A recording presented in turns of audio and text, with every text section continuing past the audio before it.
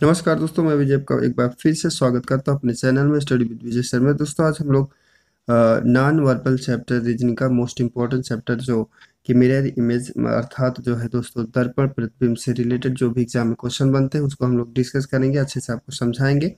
और आपने water images का जो वीडियो अगर अभी तक नहीं देखा दोस्तों तो डिस्क्रिप्शन मैंने लिंक दिया है, वहाँ से आप देख सकते हैं।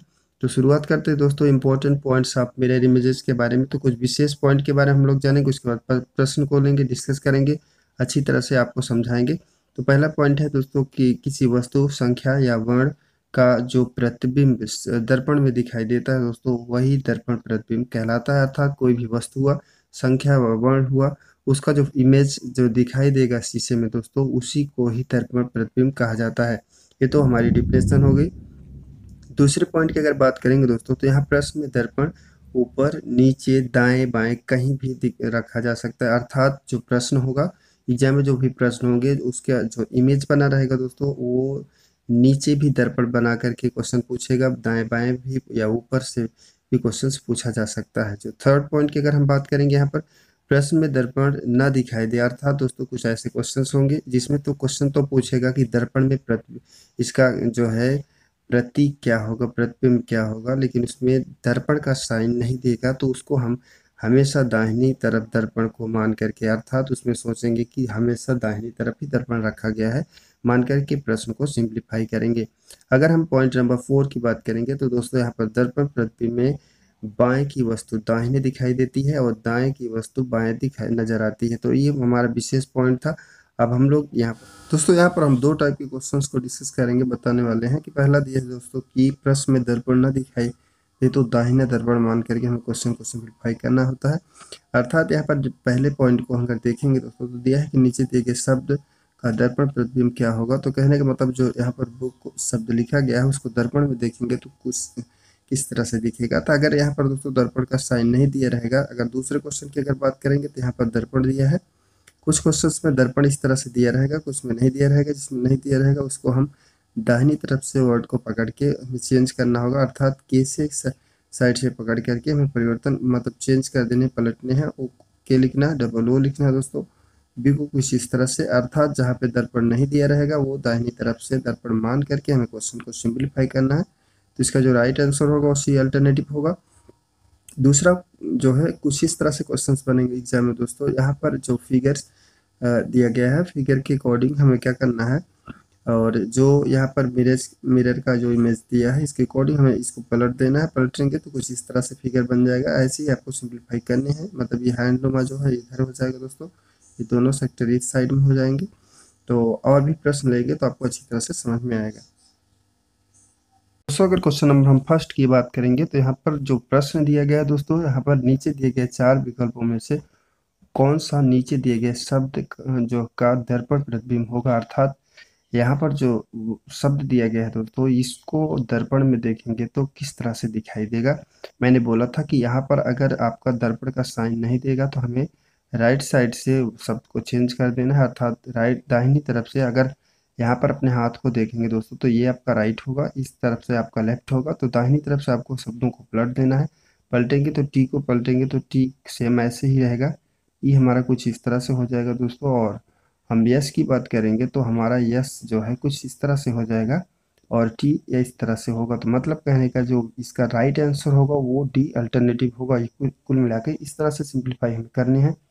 अब हम इस वीडियो का सेकंड क्वेश्चन की अगर बात करेंगे, यहाँ पर दिया गया है दोस्तों नीचे दिए गए शब्द का दर्पण प्रतिबिंब क्या होगा। अर्थात जो रीजनिंग शब्द दिया गया है इसको अगर हम दर्पण प्रतिबिंब में देखेंगे तो किस तरह से दिखाई देगा। तो सेम बेसमेंट करना है। यहाँ पर अगर दर्पण का साइन नहीं देगा तो हमें दाहिनी तरफ से शब्दों को चेंज करना, अर्थात जी से पलट करके हमें लिखना है। पहले जी लिखेंगे, एन लिखेंगे, आई लिखेंगे, फिर एन लिखेंगे, ओ या एस ए ई आर इस तरह से लिखेंगे। जब इस शब्द को हम पलटेंगे दोस्तों तो कुल मिलाकर के जी पहले कुछ इस तरह से ए अल्टरनेटिव में देख रहे हैं, जैसे ऐसा होगा, एन होगा, तो मतलब इसका जो राइट आंसर होगा वो ए अल्टरनेटिव होगा। कहने का मतलब ये होता है कि जो भी दर्पण प्रतिबिंब से रिलेटेड कुछ ऐसे क्वेश्चंस होंगे जिसमें आपका ये दर्पण का साइन नहीं दिया रहेगा तो उसे हमें करना क्या होगा, दाहिनी तरफ से पलट देना है, वो हमारा राइट आंसर होगा। तो अब हम जिक्र करेंगे थर्ड क्वेश्चन की इस वीडियो में।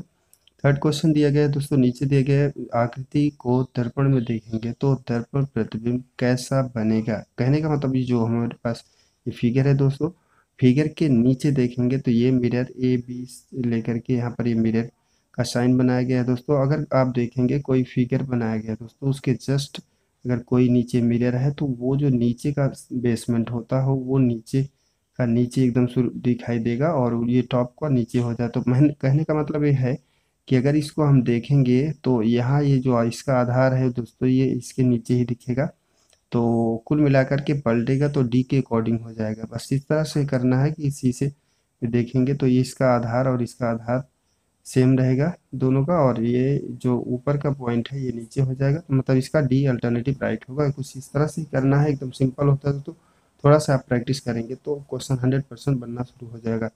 अगर हम क्वेश्चन नंबर 4 की बात करेंगे इस वीडियो में, तो क्वेश्चन नंबर 4 में दिया गया है दोस्तों, ये हमारा प्रश्न है और ये हमारा अल्टरनेटिव दिया गया है, इसमें कौन सा राइट आंसर होगा। और अगर देखेंगे ये जो डाइस बना हुआ है दोस्तों, डाइस में जो भी शब्द का डिवाइडेशन करके रखा गया है, यहाँ पर ए और बी सी दिया है, तो अगर जनरली हम इसको इस मिरर के अकॉर्डिंग, मतलब ये इधर मिरर लगा हुआ दोस्तों, तो हमें इस फिगर को यहाँ से पकड़ के इसको आपको पलटना होगा। अगर पलटेंगे तो ए सेम रहेगा, इसमें कोई परिवर्तन नहीं होगा दोस्तों। लेकिन सी को पलटेंगे तो ये जो सी है यहाँ पर चला आएगा, लेकिन सी कुछ इस तरह से होगा और हमारा बी कुछ इस तरह से होगा। तो जो इसका राइट आंसर होगा दोस्तों वो ए अल्टरनेटिव होगा। मतलब कि जिस साइड में मिरर का इमेजेस लगा रहेगा उसी साइड में फिगर को हमें चेंज कर देना है। चेंज करेंगे तो कुछ वर्ड्स नहीं चेंज होते, अर्थात ए को चेंज करेंगे तो सेम होगा, लेकिन सी को चेंज करेंगे दोस्तों कुछ इस तरह से हो जाएगा, बी को चेंज करेंगे इस तरह से। तो हमें कुल मिला करके ऐसे ही सिंप्लीफाई करने हैं। ये एसएससी सीजीएल का क्वेश्चन है दोस्तों। अब हम बात करते हैं इस वीडियो में 5th नंबर के क्वेश्चंस को। अगर यहाँ पर हम 5 नंबर के क्वेश्चन को डिस्कस करेंगे दोस्तों, तो यहाँ पर दिया गया है कुछ इस तरह से फिगर दिया है। अब इसमें दिया है दोस्तों कि इसको अगर हम चेंज करेंगे, मतलब यहाँ पर ये फिगर एक जो मिरर का इमेजेस दिया है, इसको यहाँ से पकड़ के पॉइंट को इसको पलट देंगे, पलटेंगे दोस्तों तो कुल मिलाकर के यहाँ पर हमारा जो इमेज है ये तो सेम रहेगा दोस्तों। लेकिन अगर हम इसको पलटेंगे तो कुल मिलाकर के ये यहाँ पर पॉइंट हो जाएगा, लेकिन ये इस तरह से है तो ऐसे ही हमें करने हैं। और इसके ऊपर जो एक फिगर्स का साइन है वो सेम बेसमेंट होगा। और इसका जो राइट आंसर होगा इसमें या तो बी हो सकता है या तो सी, लेकिन दोस्तों यहाँ पर आप ध्यान से देखेंगे तो ये जो प्रतीक आपको दिखाई दे रहा है क्वेश्चन नंबर 5 में, यहाँ पर सी ही राइट होगा, क्योंकि यहाँ पर देखेंगे जो फिगर का ब्लैंक पॉइंट है वो कुल मिलाकर उसमें इस तरह से लाइनिंग कर रखा है, लेकिन बी अल्टरनेटिव में कुछ स्टेट कर रखा है, तो 100% स्टेट तो इसमें है नहीं, तो ये रॉन्ग होगा। इसको पलटेंगे तो सी अल्टरनेटिव बनेगा, तो इसका जो राइट आंसर होगा सी अल्टरनेटिव होगा। कुल मिला के ऐसे ही हमें क्वेश्चन को सिंप्लीफाई करने हैं दोस्तों। उम्मीद करता हूँ आपको अच्छी तरह से समझ में आ रहा होगा। अब हम बात करेंगे क्वेश्चन नंबर 6 की। अगर हम यहाँ पर क्वेश्चन नंबर 6 की बात करेंगे तो यहाँ पर कुछ इस तरह से इमेज लगा रखा है दोस्तों। ये हमारा इमेज में जो मिरर का मिरर लगा हुआ है और बी और के दिखा है, तो इसको जब हम मिरर में देखेंगे तो ये वर्ड किस तरह से दिखाई देगा। आप जानते हैं दोस्तों, ये पलटेंगे हमारा की के का बेसमेंट इस तरह से हो जाएगा, बी हमारा इस तरह से हो जाएगा। कहने का मतलब जो इसका राइट आंसर होगा वो बी अल्टरनेटिव होगा। कुल मिला के ऐसे ही आपको करने हैं, मतलब जिस साइड में हमें इमेज में जो भी मिरर्स लगे रहेंगे उसी अकॉर्डिंग हमें चेंज करने हैं और हमारा आंसर राइट होगा इस तरह से। क्वेश्चन नंबर 7 और लास्ट की अगर हम जिक्र करेंगे इस वीडियो में दोस्तों, तो यहाँ पर दिया गया है, ये हमारा प्रश्न है और प्रश्न के अकॉर्डिंग बोल रहा है कि अगर इसको हम जो है दर्पण प्रतिबिंब में देखेंगे तो किस तरह से दिखाई देगा। तो दर्पण में देखेंगे दोस्तों तो सर्कल सेम रहेगा, डिवाइडेशन भी सेम रहेगा, इसमें कोई परिवर्तन नहीं होने वाला है। लेकिन इसको अगर हम पलटेंगे दोस्तों तो 100% जो है ये ब्लैक का पॉइंट है, जो काला है सर्कल है, ये हमारा कुछ इस तरह से इधर हो जाएगा दोस्तों।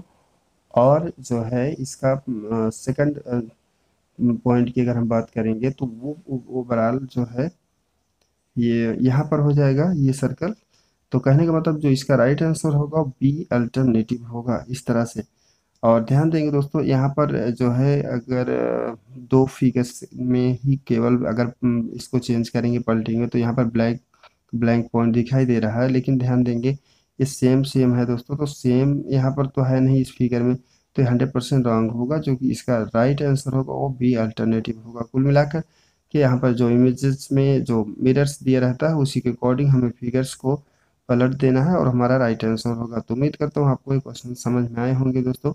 समझ में आए तो प्लीज़ चैनल को लाइक शेयर सब्सक्राइब करना ना भूलें। और दोस्तों अभी तक हमारे जो है वाटर इमेजेस का वीडियो नहीं देखा तो डिस्क्रिप्शन मैंने लिंक दिया है, वहाँ से आप देख सकते हैं। Thank you for watching this.